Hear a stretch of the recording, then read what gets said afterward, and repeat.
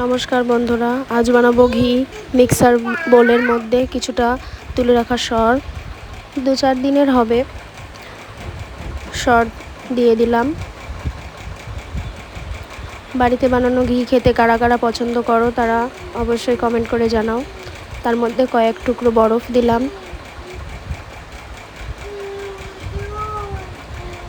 এবার দিয়ে দিচ্ছি একটু ঠান্ডা জল। মিক্সিতে দিয়ে এবার একটা ফাইন পেস্ট তৈরি করে নেব।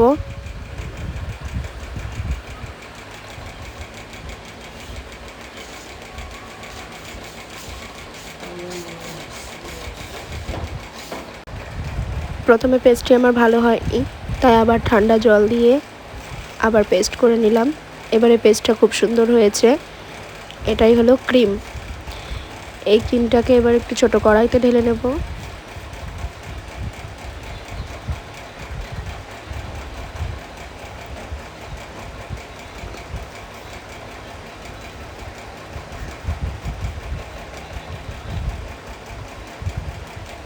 ছোট কড়াইতে ঢেলে নিয়ে চলে আসলাম রান্নাঘরে। এবার ধীরে ধীরে হাতে একটু সময় নিয়ে জ্বালাতে হবে। কিছুক্ষণ জ্বালানোর পরেই দেখুন কত সুন্দর ঘি বেরিয়ে এসেছে।